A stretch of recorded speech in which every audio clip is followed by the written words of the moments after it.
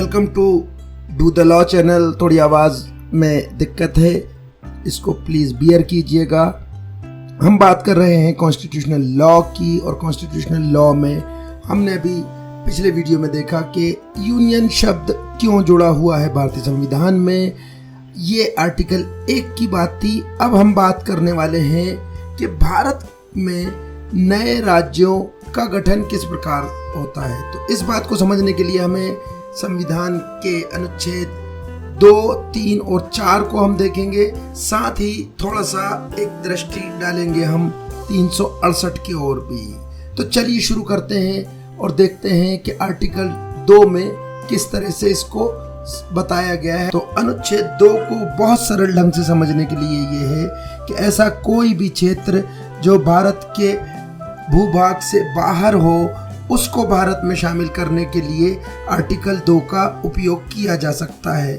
और ऐसा करते समय भी 2 परिस्थितियां होंगी, या तो वो भूभाग पहले से ही बना हुआ है, यानी उस पूरे हिस्से को हमें ले लेना है, इसका भी प्रोविजन, इसका भी प्रावधान आर्टिकल 2 में है, या वो भूभाग किसी और देश के किसी बड़े हिस्से का एक हिस्सा है, यानी हमें उसे निर्माण भी करना है। इसमें 2 शब्दों पर हमारा ध्यान जाना चाहिए, एडमिशन और एस्टेब्लिशमेंट। एडमिशन से मतलब है कि वो भूभाग पहले से ही परिभाषित है, उसकी सीमाएं तय हैं, सिर्फ हमें एडमिट करना है, एडमिशन करना है। और एस्टेब्लिश यानी कि वो किसी बड़े भूभाग का हिस्सा है, उसके एक छोटे हिस्से को हमें एस्टेब्लिश करना है।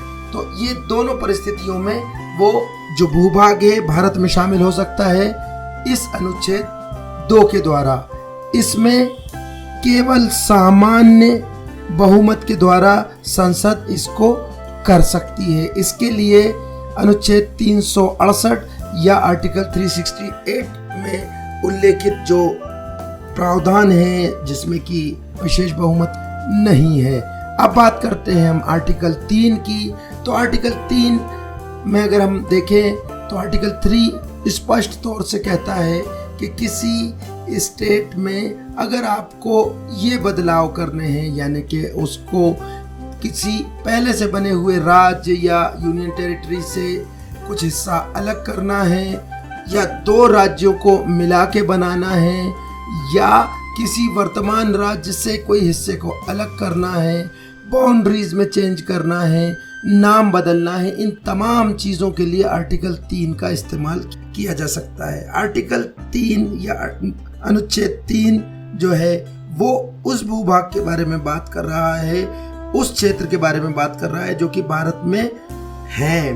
तो ये फर्क है आर्टिकल 2 और 3 में कि आर्टिकल 2 में बाहर भारत के जो भूभाग है उसको शामिल करने के लिए प्रोविजंस हैं, और आर्टिकल 3 में जो भारत के अंदर भूभाग है उनके अंदर फेरबदल को लेके नाम सहित उपयोग जो है वो आर्टिकल 3 में किया जाना है। आर्टिकल 4 में क्या है? आर्टिकल 4 में स्पष्ट किया गया है जो आर्टिकल 2 और 3 में प्रोविजंस हैं उनका उपयोग करने के लिए भारत की संसद को किसी भी तरह से किसी विशेष बहुमत की आवश्यकता नहीं है, जैसा कि उल्लेख है आर्टिकल 368 में।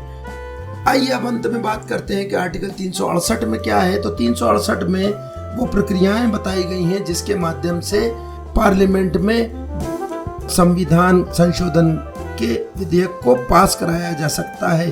उसमें कुछ विशेष प्रोविजन है, वो इस बात के लिए हैं कि जो महत्व के विषय है उन पर संसद की सदस्यता है, उसका बहुमत तथा संसद के दोनों सदनों में उस दिन जिस दिन वोटिंग हो रही है उपस्थित के साथ साथ वोट करने वाले सदस्यों का 2/3 बहुमत दोनों की आवश्यकता होगी। परंतु ये जो फेवर में लोग हैं, ये फिगर मूल जो सदस्यता है, संख्या है उस सदन की, लोकसभा हो या राज्यसभा, उसमें बहुमत हो जाना चाहिए वो फिगर। तो ये चीज स्पष्ट करती है। इसके साथ साथ कुछ प्रावधानों में जो भारत के राज्य हैं उनमें आधे राज्यों की विधानसभाओं में भी उसको पारित किया जाना चाहिए। तो ये स्पष्ट है। उम्मीद है हमारे वीडियो आपको पसंद आ रहे होंगे। अपने लाइक, शेयर और कमेंट के द्वारा अपना फीडबैक दीजिए। मैसेज में टाइप करके आप बता सकते हैं आपको कैसे और वीडियो अच्छे लगेंगे। Thank you very much. Bye bye, take care, see you.